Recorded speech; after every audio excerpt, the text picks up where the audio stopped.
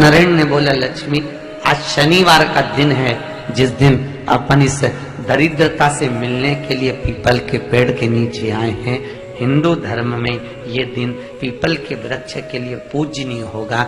जो भी शनिवार के दिन पीपल के वृक्ष की पूजन करेगा, दूध चढ़ाएगा या मिष्ठान का भोग लगाएगा, लक्ष्मी और नारायण उसके घर में प्रवेश कर जाएगा।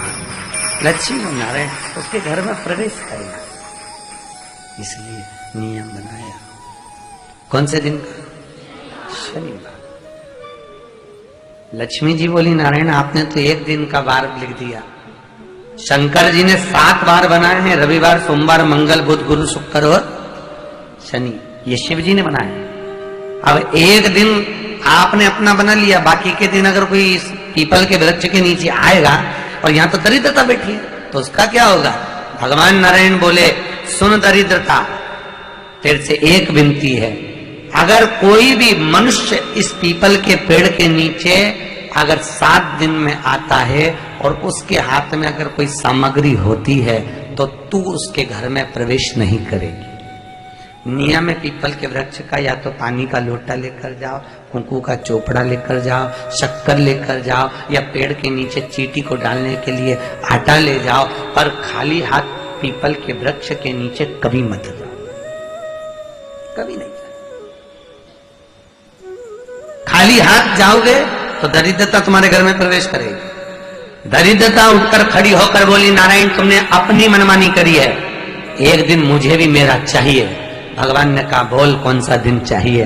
दरिद्रता कहती है, रविवार के दिन इस पीपल के वृक्ष के नीचे मैं दिन भर नृत्य करूं, इसमें रहूं, और जो यहां आए रविवार को मैं उसके घर में प्रवेश करूं। भगवान ने कहा, ठीक है। दरिद्रता, रविवार का दिन एक ऐसा दिन रहेगा जिस दिन तू इस पीपल के वृक्ष के नीचे नृत्य करेगी, और जो आएगा इस पीपल के वृक्ष के नीचे तो उसके साथ प्रवेश करेगी। मैंने तुझे वर दिया।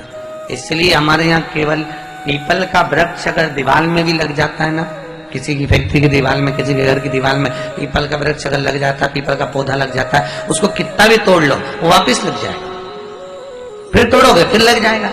अगर पीपल के पौधे को तोड़ना है तो केवल रविवार का दिन एक नींबू, एक मिर्ची और बमूल का कांटा, ये 3 चीजें रखने के बाद में आधे घंटे बाद रविवार के दिन पीपल के पेड़ को उखाड़ कर फेंक दो।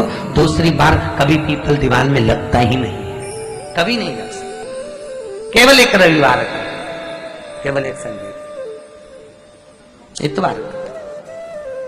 घर में दीवानों पर अगर पीपल लग भी गया है, इसलिए पीपल के वृक्ष को वो खाने का, अगर घर में पीपल लगा हुआ है या पीपल का पौधा हमारे घर में लग गया, उसको उतारना, निकालना, लगाना, तो पीपल के वृक्ष को अगर निकाला जाता है तो रविवार के दिन, और अगर पीपल के वृक्ष को कहीं लगाया जाता है तो सोमवार के दिन या मंगलवार के दिन, बुधवार के दिन, इन दिनों में लगा सकते पीपल के वृक्ष कहीं लगाना। शनिवार का दिन एक ऐसा दिन होता है जिस दिन पीपल के वृक्ष को कहीं जाकर लगाया नहीं जाता, क्योंकि शनिवार के दिन पीपल के वृक्ष के नीचे लक्ष्मी रहती है। हम अपने हाथों से अगर पीपल का वृक्ष किसी दूसरी जगह पर शनिवार को रोपित करते हैं तो हमारे घर की लक्ष्मी अपने घर से छिन्न होकर चली जाती है। इसलिए शनिवार के दिन पीपल लगाया नहीं जाता, किसी के घर जाकर उसको वापस पलटा नहीं जाता। लग गया उसको। प्रभु मेरी धर्म पत्नी को कहाँ रखूं आप बताओ? वो तो जहां यज्ञ होता है, अनुष्ठान होता है, दान होता है, पुण्य होता है, सत्कर्म होता है, वहां जाने को तैयार नहीं। अब करूं क्या? भगवान ने बोला, एक काम करो। दुर्वासा जी बोले, जिसके यहाँ रात्रि में बर्तन झूठे पड़े रहते हो उसके घर में इस दरिद्रता को लेकर तुम प्रवेश कर जाना। जिसके यहाँ रात्रि में बर्तन झूठे पड़े हो वहां लेकर प्रवेश कर जाओ। दूसरी जगह दुर्वासा जी बोले, जो स्त्री घर में दोपहर के समय पर सो रही हो उसके घर में इसको लेकर प्रवेश कर जाइए। जो स्त्री दोपहर के समय में घर पर सो रही हो इस दरिद्रता को लेकर प्रवेश कर जाइए। तीसरा, जिसके यहाँ पर दरवाजे पर कांटे वाले पौधे लगे हों उस घर में इस दरिद्रता को लेकर प्रवेश कर जाइए। दरिद्रता कितनी सुंदर बात कही है। दाता और विधाता, कौन कौन? दाता और विधाता। लक्ष्मी और दरिद्रता के सगे भाई हैं। कौन कौन? दाता और विधाता।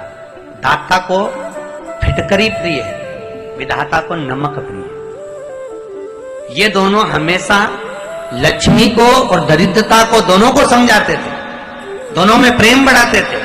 आज भी हिंदू धर्म की रीति है, या तो ठीक है, जिसके यहां पर भी अगर थोड़ी सी भी परेशानी होती है, थोड़ा सा क्लेश होता है, अशांति होती है, लक्ष्मी नहीं टिक रही हो, काम नहीं बन रहे हो, बहुत प्रयास करा जा रहा हो और हमारा कार्य नहीं होता, तो क्या करते हैं? फिटकरी और नमक को पानी में डाल देते हैं और घर में पोछा लगा देते हैं। आप लोगों ने आजकल फेसबुक पे भी पढ़ा होगा, व्हाट्सएप पे भी पढ़ा होगा। तो क्यों लिखा उसमें? उसका कारण ही केवल रहता है कि दाता और विधाता की प्रियता। उसकी का जो व्रत करने वाली होती हैं, जो चतुर्थी का पूजन करने वाली होती हैं, उनके भीतर का एक भाव होता है कि जैसे ही शाम का समय आए चंद्रदेव का पूजन करें, चंद्र जब प्रकट हो जाए, कलश भर लिया, उसके नीचे आखा दाना रख दिया, चावल गेहूं जो भी आप रखते हो पूजन के लिए, ऊपर पात्र आदि रख दिया जलाशय, फिर अपन ने घी का दिया लगाकर पूजन भी कर ली। तो जो चतुर्थी का पूजन करने वाली होती हैं, जो चतुर्थी का नियम व्रत धारण करने वाली होती हैं, बड़ी बड़ी चतुर्थियाँ करती हैं या उसका नियम धारण करती हैं, तो चतुर्थी का जो पूजन करती हैं वो किस चीज के लिए होता है? केवल संतान,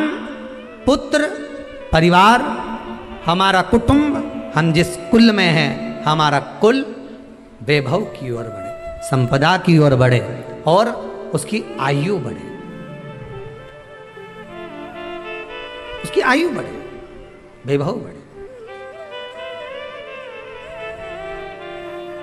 बहुत ध्यान दीजिएगा महाराज, चतुर्थी की पूजन में जो आप आखा दाना रखते हो, गेहूं वगैरह कुछ भी जो भी रखते हो, उसकी बड़ी महत्वता होती है महाराज।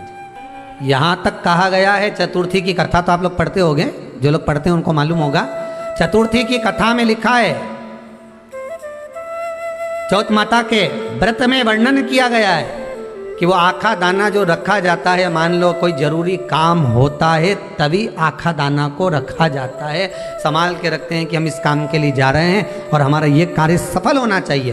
तो जिसने चतुर्थी का व्रत करा है, जिसने चंद्रदेव का पूजन करा, चतुर्थी का व्रत करा, वो गणेश जी से विनती करके वहां से 2-4 आखा दाना उठा ले, और जो व्यक्ति का काम अटक रहा है अपने ही घर का, पर दूसरे कुल को नहीं देना, अपने ही कुल के अंतर्गत जो काम अटक रहा है उसकी जेब में, उसके पल्लू में उस चीज़ को रख दिया जाए। तो चतुर्थी जो अगली आती है, जैसे आप महीने की करते हो तो महीने की, और आप जैसे करते हो कि 4 अलग बड़ी बड़ी चतुर्थी करते हो तो उसके अनुसार आपका कार्य सिद्ध होता ही है। उस आखे दाने का इतना महत्व होता है क्योंकि चतुर्थी का व्रत करने वाली माता जब व्रत करती है तो स्वयं चतुर्थी की कथा में लिखा हुआ है कि पार्वती जी गणेश जी से चतुर्थी की कथा बचवाती।